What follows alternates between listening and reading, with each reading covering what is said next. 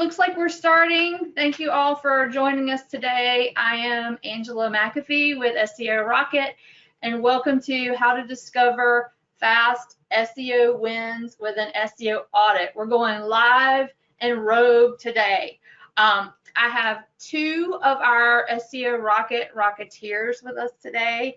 They are Tom Veltri, who is our senior SEO specialist, and Zane Tuck, who leads our, he is our senior local SEO specialist. He leads that side of the company. So we have both of them here today to do that live SEO audit discussion for you.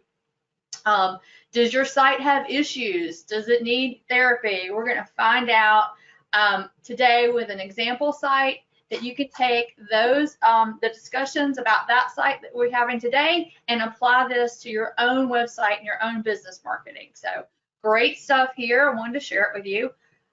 So let's talk about this. Where does an SEO strategy start? You know, how does it help you get a win in your search results and your search marketing? And you know, what are the foundational things we need to know? Where do we start here? So in SEO Rocket, the way we start is with an SEO audit. It sounds self-explanatory, but it's a 100+ point system that we've put together using different tools for measurements, reporting, tests, plus our 20+ years of experience to go through and look for what we call mission critical issues that could be sabotaging your results for both search results and user experience that would lead to conversions for you. So today live, we're going to go through an audit so you can see what it looks like and how we use that to identify these mission critical issues rather. We have a sample site that we're going to go through. This is Paradise Pools and Spas. They have so kindly volunteered to be our audit participant because they are a local company that's also multi-location. They do some e-commerce. They do have a brick and mortar location as well. And they're expanding and looking to build a new site. So this is an awesome way for them to identify their strengths and weaknesses and decide what to bring into the planning of that new site that they're looking to do. So awesome opportunity. We appreciate them volunteering to do this for us. It's great information for all of us. I hope you find some actionable information out of it as well that you can apply to your own business. So we'll get started. Tom, I'm going to let you go first and give us, we are looking for quick wins today. Okay, as Angela pointed out, we're going to be doing a site audit on Paradise Pools and Spas located in North Carolina. And in case you folks don't really know what a site audit is for SEO, we basically have a bunch of different audit tools that we use. And what we're going to try to do today is use those tools to evaluate the site. And I'm going to explain what some of these things mean to you. Now, a lot of times when we do these webinars, we try to keep it as non-technical as possible, very high level. Unfortunately, when you're dealing with site audit, a lot of stuff we're going to be talking about today is going to be stuff that you would more than likely have to get your web developer involved with, unless you of course, built the site yourself. But these things are important. They're important because Google looks at them and they can impact how you rank. Some of the things that we are going to be talking about will also impact the user experience. So let's get into our first tool. One of the tools that we use is a tool called SEMrush, and we use it to do a site audit. And what it does is it basically looks at a lot of different SEO elements. And you can see here that we ran this site through this audit tool, and it came up with a site health of 70.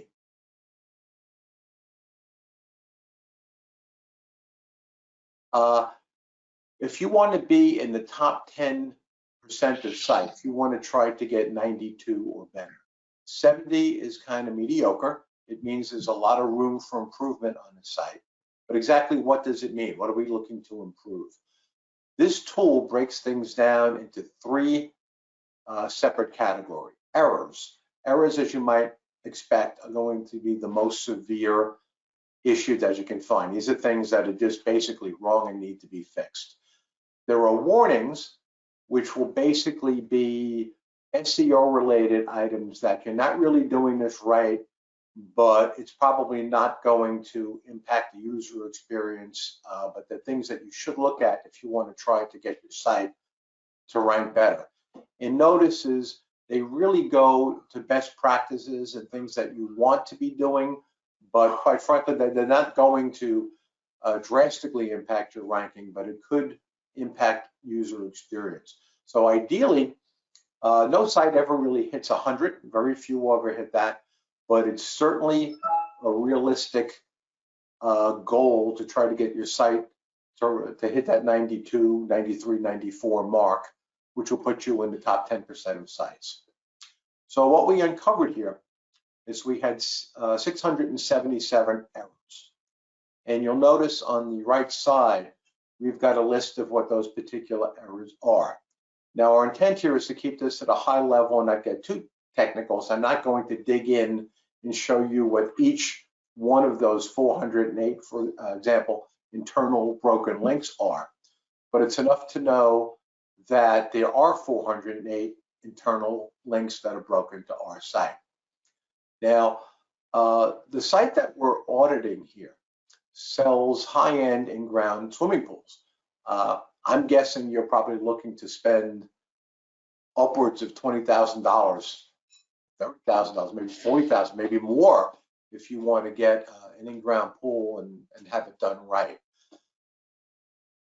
How confident are you going to be if you go onto a website looking for somebody? You want somebody technically oriented who's going to be doing, putting your pool installation in, and you find that you've got broken links on the site. It's kind of take your confidence level down a notch, I suspect.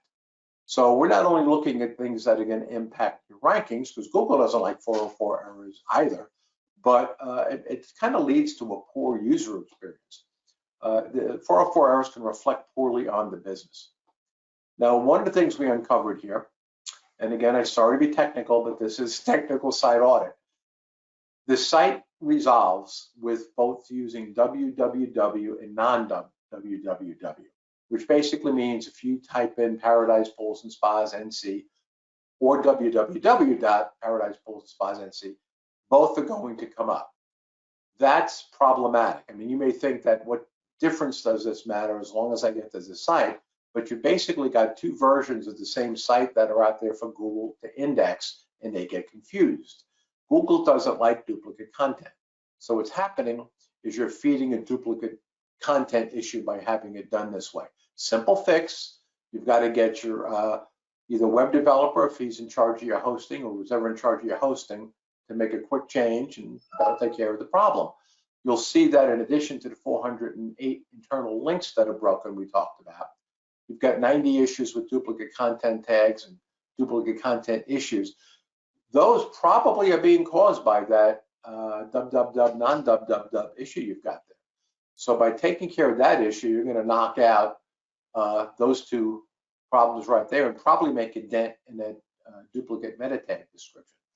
Your quick win here is basically you want to fix the 400 errors. You don't want to have any links within your site that are going to go to a broken page. It just ruins confidence. It ruins the user experience. Very quick way to lose customers. You also want to get rid of the duplicate content. As I mentioned, you can probably take care of a lot of those issues just by fixing that www, non-www issue. What I suggest you do is when you start working on this, you run another one of these reports to see where you now fall. The good news is the tool we use is called SEMrush, and I'm going to give you links to this at the end of the presentation. I'm going to give you show you all the different tools we use, because a lot of them have free versions that may not be as robust, but they'll point you in the right direction. But you can run a report and see where you fall to try to goose that number up and get back into the 90s. But again, this is probably going to be something you want to get your web developer involved with. Next, we're going to talk about Core Web Vitals. Now, you want to talk about something that's confusing. I think we are still confused a little bit about Core Web Vitals. This is a new statistic that Google came out with about a year ago that they held off until this summer to really start enforcing. What do I mean by enforcing? What I mean is that this is something that's going to go into their ranking algorithm. So when they look to see, okay, we've got a site that sells swimming pools, how are we going to rank them? You're going to be on the first page, you're going to be in the 5th page, you're going to be buried all the way down where nobody will see you. Core Web Vitals is something that they take into consideration. Google wants to promote better user experience. And better user experience means the site has to be fast. If you take a look at the top little graphic on the right, you're going to see some things called LCP, FID, and CLS. We'll get into that a little bit. But basically, the largest LCP means largest colorful paint. When somebody clicks on a link to your site, when can they expect to see something that's identifiable as a website to come up? We were talking about the largest colorful paint. We want that to be less than 2.5 seconds. And that is something that Google is going to rate you on. Now, basically, when you run these audit tests, traditionally you're looking at the home page first. And you will see that the performance scores we have here are not great. Some of these scores, we're looking for a score of 1.8 less for the first contentful paint. This comes in at 4.5 seconds. Speed index gives you an idea of how fast we want this thing to load totally, and it's 3.4 seconds is a target. That's good. We want that to be 3.4 or less. We're at 6.6. Largest colorful paint, we were talking about before, needs to be 2.5 or less. This is 6.5. That's bad. Time to interactive is 8.1. What that basically means is before somebody can actually do something, when they click on the site, how can they interact with it? That comes in at 8.1 seconds, which is a very long time. Total blocking time is just how the site gets filled out on the screen. That's also not doing well. Cumulative layout shift means when you go to a website and you click on a website and you see things start to jump around on the page. People who are familiar with clickbait sites that you click on, they'll see this all the time. When you get sucked into a clickbait and then you're looking for something, you go to click on a link, but 3 other ads in the meantime pop in, so they push everything down. You wind up on a different site. That's like a drastic example of what a cumulative layout shift is, but that's one of the things that they do measure, and that leads to a poor user experience. But basically, we're talking about performance issues here, and we've got quite a few performance issues. Another tool that we use to gauge your site's speed is Google's Think with Google website that will test your page. They want this to come in at a target of less than 2.5 seconds. This rated at 5 seconds. Again, this is the home page. There are 3 broken links on the home page. The home page is arguably the most important page on the website. And that's a lot of times the first page people will land on when they get there. If they find broken links on it, the chances are pretty good they may not go. They may not spend a lot of time on your site. They may go someplace else. The home page in particular is 7.5 megabytes in size. Basically, what they did is they tried to cram everything they could onto the home page, which is a lot, something that a lot of people do, but it builds up the overall size of the page. Google wants you to target the size of that page to be less than 1 megabyte. And I guess the quick win here is going to be reduce image sizes, because image sizes, generally speaking, will make up most of that size differential that you got there that you're trying to conquer. You also want to reduce the page size. So if there are a lot of things on that page that you can get rid of, I know it's tempting to put every little thing that you've got on that home page, but you want to try to avoid that if possible. Okay, now as far as the interior pages go, this is the good news part of the presentation, because only 8 pages showed up as being poor or needing work as far as core web vitals go. And 4 of those pages are actually showing up that way because they redirect to the home page. That's a no-no. You don't want to have pages that are redirecting to the home page within your site. It doesn't make any sense. I don't know if that's due to a programmatic thing, if a page doesn't resolve, redirect it, but that's something that needs to be fixed, because you're going to confuse the heck out of people if they go onto a page, want to say, oh, I want to find out more about this, and click on it and get redirected to the home page. Nobody's going to know what's going on. That leads to a very poor user experience. So half of these issues can be resolved just by fixing that one issue with the 301 redirects. The other issues that appear on there are more than likely image related.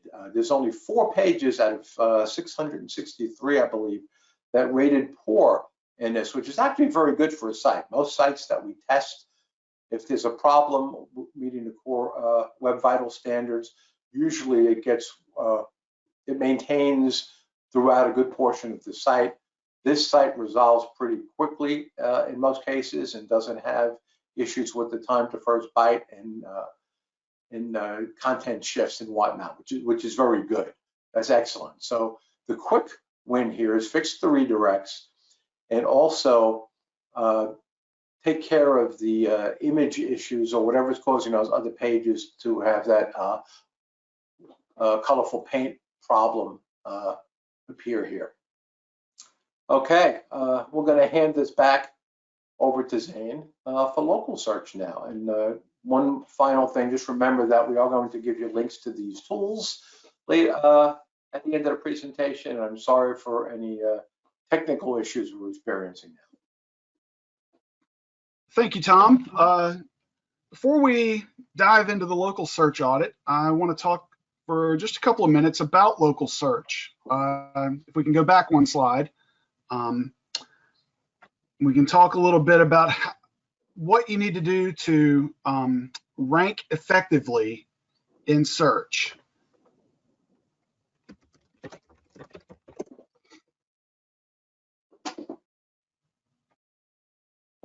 There we go. So to rank effectively in search results, both organic and local, your business needs to invest time and effort to make itself relevant, prominent, and authoritative on the web. When you do this, search engines such as Google or Bing can discover more about your business and ultimately trust that the information you provide is correct. For example, what you do, what you specialize in, where you're located. All of this goes towards helping search engines associate the business with relevant keywords or search terms. In addition to knowing what the business does, Google also wants to know, that the business is a well-known authority in the industry, back to being authoritative. The more trust that Google or other search engines can establish, with your business, the more confident that they are in displaying your business higher up in the search results. And every business would like higher rankings, in order to attract more customers and more clients and more business. And that's where the local search audit becomes a really invaluable tool. It can help you identify areas that may need improvement and illustrating how well optimized a business is compared to competitors. And it also highlights areas that are doing well, highlights areas that need attention, and all of this is just valuable feedback for you as a business owner. Okay, so this is the local search audit, and this is the tool that we use to run this is called Bright Local. And as Tom said, there'll be a link to this at the end of the slide, at the end of the presentation. where you can go, and they've got free tools on their website that you can use. But this is the local search audit tool. And what this does is it provides a snapshot view of your local SEO performance. This report is divided into 5 sections, with each section focusing on and reporting on a different area of local SEO. So for Paradise Pools and Spas, we focused on their Greensboro location. As Angela mentioned before, they are a multi-location business.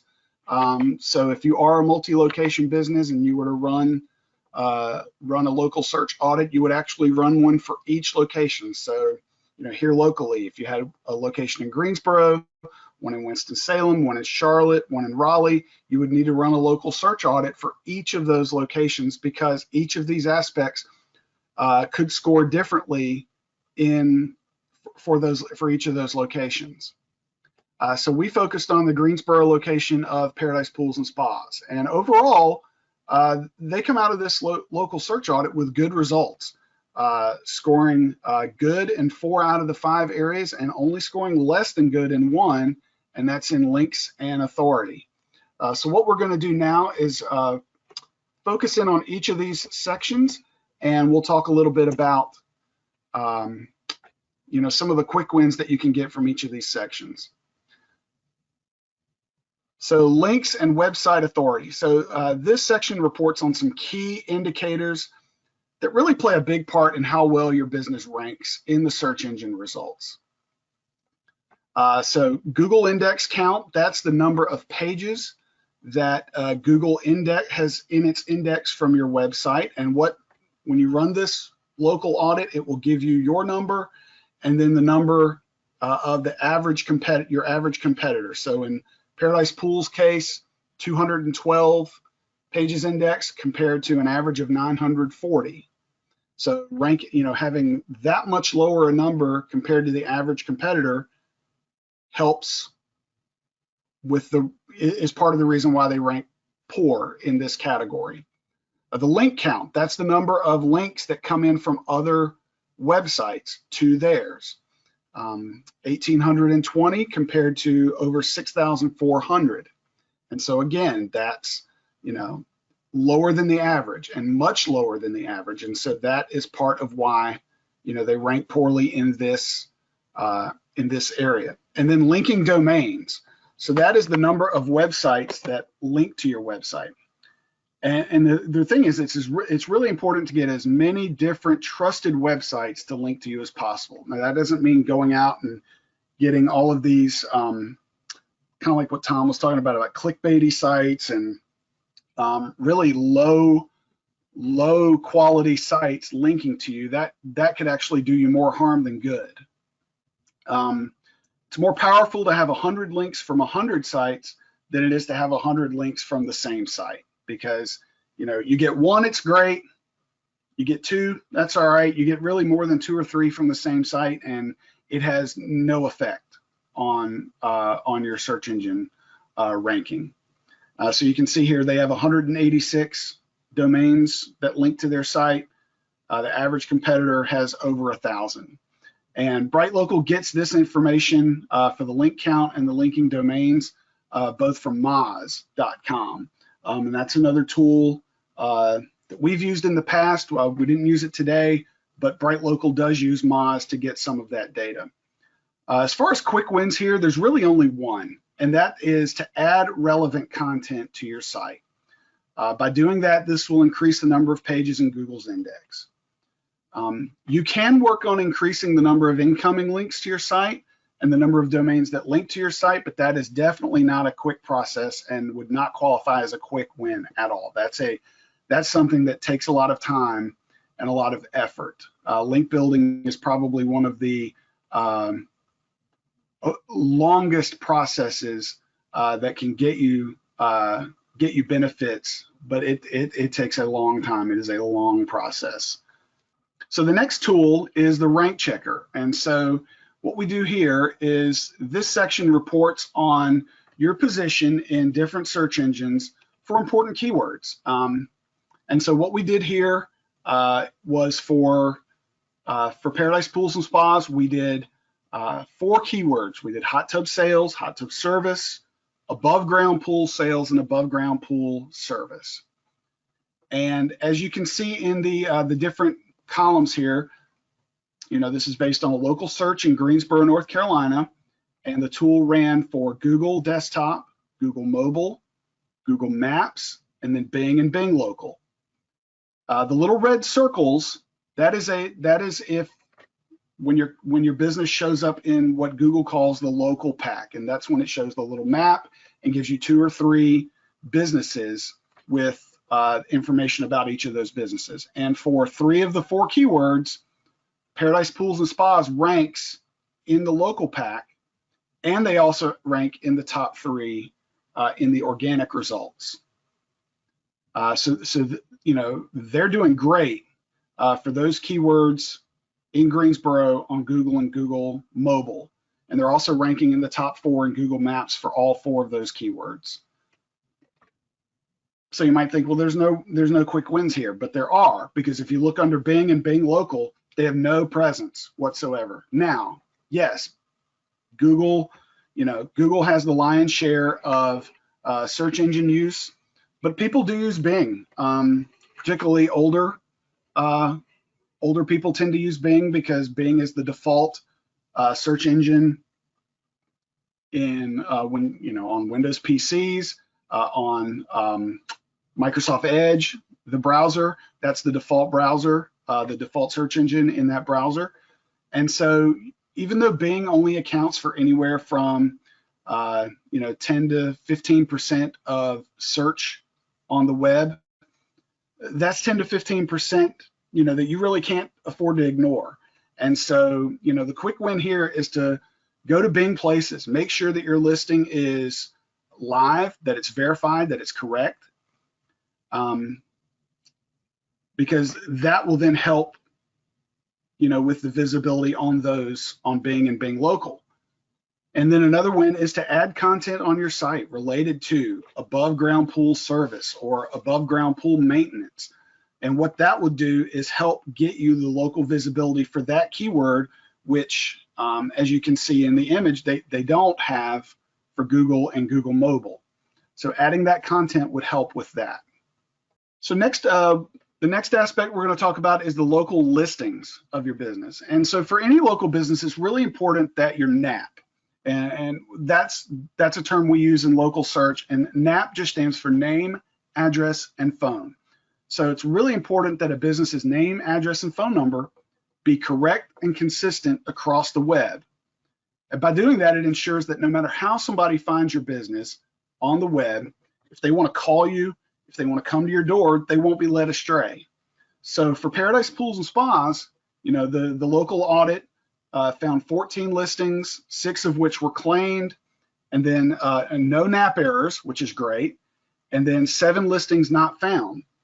The listings in the tool here are considered some of the top directories and are the most trusted by search engines. So a quick win here is to go to those 7 sites where your business isn't listed and add your business. And again, just making sure that your information is correct and consistent on each directory that you add your business. Making sure that your street address is the same, which means if you are, 123 Main Street, Suite 101, that you make sure that you are consistent in putting that in the same way on each of those directories so that it looks the same.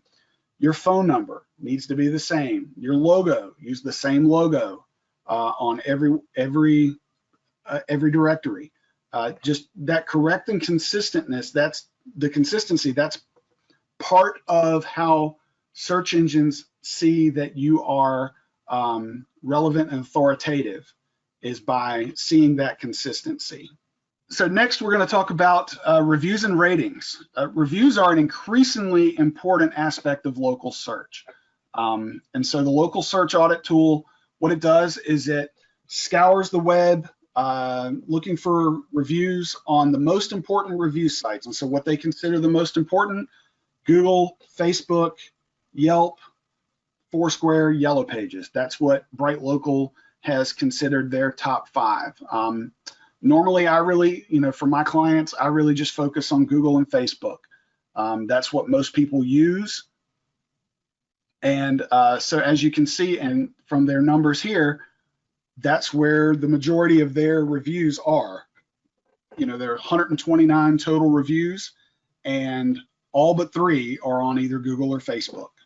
So, but for Paradise Pools and Spas, there really are no quick wins here. They're doing a great job, both with their total number of reviews and their average star rating. Reviews are something that are near and dear to my heart. It's something I'm pretty passionate about, and I will tell any business that reviews are really important, and it's a numbers game. The only way that you get reviews is by asking for reviews, asking every customer. Don't just ask every happy customer. Don't just ask every customer that spends over a certain dollar amount. Ask every customer that comes into your place of business or that buys something off your website. Ask them to leave a review. How did we do? What could we do better? Getting that information not only helps with local search, but it also helps you as a business owner, because it tells you, what you're doing right, or it may, bring your attention to something that needs to be fixed, whether it's an internal process, or maybe it's, a staff member, an issue with somebody on your staff. Reviews can help a business learn a lot about themselves. And I will say it till the day I die that every business needs to ask every customer for a review. It's the best way you can learn about your business, because happy customers will tell you that they're happy. Unhappy customers will tell you when they're unhappy. It's those middle of the road customers that may not tell you how you're doing unless you prompt them, unless you ask them. And the last thing we're going to talk about here is the Google My Business listing. So what the local search audit does here is, again, from the search location of Greensboro, and the keyword where it says hot tub store, that is what is the primary business category in your Google My Business listing. And so the tool reports on a number of important criteria and compares your website against the top 10 ranked businesses in your area. And so Paradise Pools and Spas ranks number 4. They're verified. They've got more photos than anyone in the top 5. They have, they third in the number of reviews. Their star rating is high. They're all, all in the 4.4, 4.8, and all but one of the top 5 are in the same category, hot tub store. And then one is swimming pool supply store. So they're doing really well, but they can ensure that they continue to do well by making sure in the back end of Google My Business, Google will allow you to select more than one business category. So if you're a business that does that can fit into multiple categories, make sure you select each of those relevant categories. Now, I'm not saying going in and picking every category out there, whether it really applies or not, because you don't want to spam your listing that way. But in the case of Paradise Pool and Spa, they could pick hot tub store, they could pick swimming pool installer, I think is a category. There are multiple categories out there that business can fit under. And so you need to make sure you select each category that your business qualifies and your business fits under. Another thing is posting pictures, on Google My Business. If you, for Paradise Pools and Spas, it's, product photos or photos of once they're done installing a new pool. If they sell, pool maintenance products, pictures of those. Updating images as frequently as possible can definitely help. Using Google Posts is another way. Google loves when you use their products, and so using Google Posts on a regular basis, whether it's to again tout a recent install job, or if you've got a promotion coming up and you can use Google Posts that way, Google will take that and they can show it in search results. They can show it in the knowledge panel when if somebody looks for your brand. So that's very beneficial. And again, like I talked about before, continue to ask for reviews from every customer. that only can help. I think the last slide is the list of resources that Tom and I used as we ran our audits. And so, like I said, the local search audit primarily used Bright Local. They got some of their information from Moz, which is moz.com. But other than that, Bright Local is a really good tool for local search and figuring out what you need to do to help improve visibility in local search. So I'm going to toss it back to Angela. Well, if I could interject for 1 minute, SEMrush is a great tool. I suggest that you take a look at it. They offer, they let you have a taste of it for free where you can run some basic reports, but I'd say that's probably one of the go-to tools for all professional SEO people. And it can give you some great information, not only about your site, but your competitor's site. The Lighthouse report that we ran is a Chrome plugin that you can actually add to a browser. I use Chrome, but I'm pretty sure that's available for most of the major browsers. And that will let you know more specifically where you stand as far as core web vitals go. GT metrics will give you good insight to your core web vitals as well as overall performance of the site. And then there's good old Test My Site Think with Google, which is basically just a page you go to where you put in your URL and it will just tell you flatly, okay, Google pulled it up and rendered it, and this is what we think as far as page speed goes. They're all free. They have pro versions, of course, which is what we use, but at least to get you started, should you want to take a little bit deeper dive into this, I think you could do worse than checking out these tools. And I'm sure the same thing goes for Bright Local.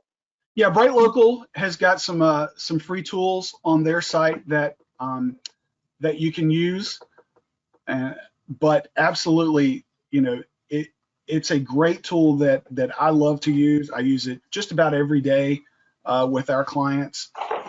They really, while SEMrush and SEMrush is great for organic SEO. Bright Local, as their name implies, they are focused on local. And so, they're the one tool that I use the most with our clients. So we do have a little bit more time left, and I would love for you to real quickly go over a couple of things that I thought about while you were talking that I think would be great to share. First are core web vitals. I know, Tom, you talked about that earlier on, but could you just give us just a little more conversation on that, or at least pull out some very important things that people need to think about when they're building their sites or improving their sites? Basically, there are 3 high-level core web vitals. Now, you could break those down into other little minute areas, which is fine, but they're looking at the largest colorful paint.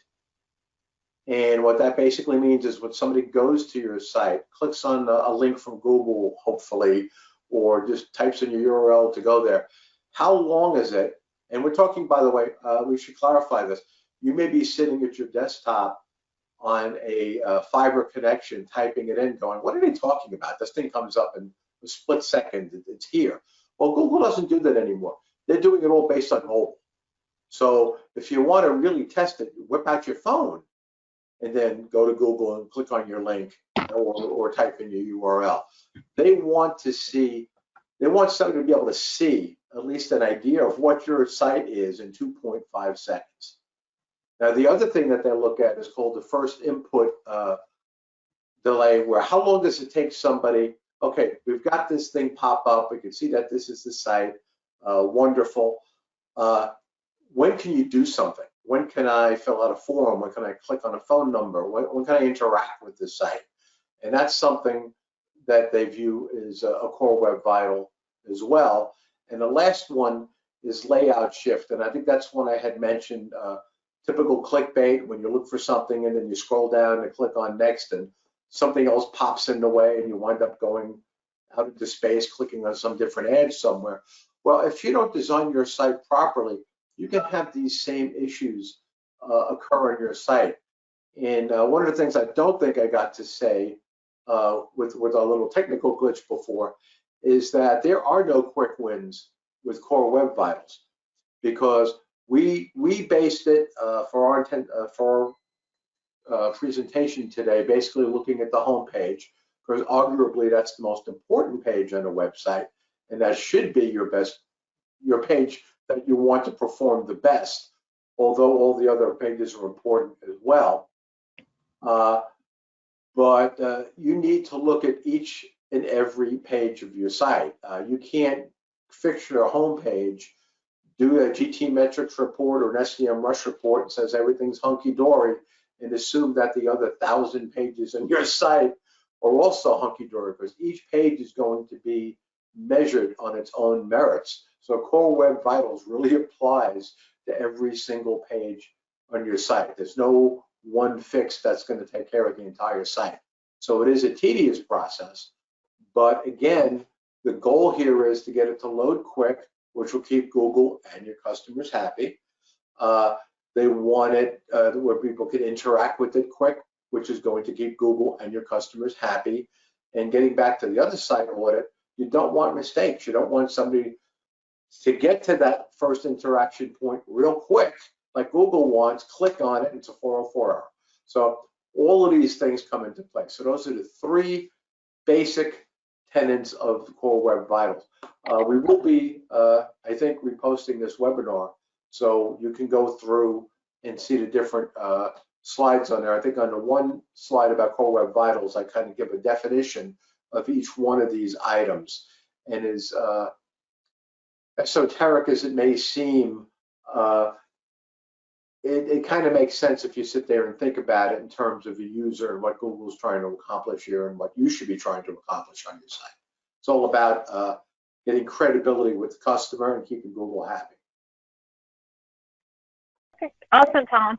And yes, so we will post this webinar on our YouTube channel in a couple of days, and then also it will be on our website as well. So if you want to share it with anyone or revisit any of that information, you can do it in both of those locations. Just go to on our website, SEOrocket.com, go to our free resources tab, and webinars are listed there, so you can see all the webinars there. Also, too, if you want some more information on our audits, like we did today, if you'd like one for yourself or your own business, you can go to SEOrocket.com, and then under our services, SEO, that's one of our SEO services. So go there and you can see the SEO audit breakdown of information right there, all the things that are included in it. You've seen a good bit of that today. Like I said, it's a 100+ point feature, and we also go through all those tests and run through the tools, things you saw today, and then we will do a 1-hour phone call with you to go over the executive summary of it. So if you're interested in doing that, if you're thinking of embarking on an SEO strategy, or maybe, changing your site, building a new site, making some major changes, it's an awesome way to do, just start there, see where you are. It's sort of an x-ray of the health of your website. It's a great place to start. It's where we start internally with all of our clients. So it'll give you a great idea of your strengths and weaknesses, what you need to keep, what you need to lose, what you need to improve on. And of course, as we're talking about today, those fast SEO wins that you can identify quickly and address. One more thing, because Zane had some awesome information to share for local businesses. So I wanted to wrap up with you, Zane. Top 2-3 things for a local business, a locally focused business that you think they can use to get those fast SEO wins that everyone really wants to get started. So what I would say is, first off, Google My Business. If you don't have a listing for your business, get one. Go to Google, sign up. It's free. You just have to have a Google account. So that's a Gmail account or, other email that's connected with Google. But get yourself a Google My Business listing for your business and then fill it out. As much information as you can provide. Make sure your address and phone number are correct, your website. If you've got products, your services that you offer, you can provide that. A detailed description of your business. Again, back to who you are, what you do, what you specialize in. Provide all of that information in there. So I would say that, asking for reviews. Again, once you have a listing in Google My Business, when people start leaving feedback and leaving reviews, it'll show up on Google. It'll show up in the knowledge panel when somebody does a brand search for your business. Ask for reviews. Ask every customer that purchases something in your store or online, ask them for a review. And it can even be just as simple as, how satisfied are you with your experience today, or how likely are you to recommend us to friend, family, or colleague? It doesn't have to be a long, drawn-out survey. One question, really. And really, those are the two things that I would say. If you're not on Google My Business, get on it. If you are on it, make sure your information is correct, consistent, and then update it on a regular basis. It's not a one and done thing. You need to go in. Put in. If you have special hours because of holidays, if you're going to be closed on Labor Day, which is coming up in a couple of weeks, go ahead and put that in so people don't show up and be disappointed when you're closed. Hey, Zane? Yes, sir. Wouldn't that even be more important now in the age of COVID, when a lot of people are unsure of what businesses may be open, may be closed, if they've got special hours? Now it's more relevant than ever. Right. Yeah, absolutely. It's more important now than it has ever been before. And people really, people get a lot of information now about your business without ever going to your website. They get it straight from Google.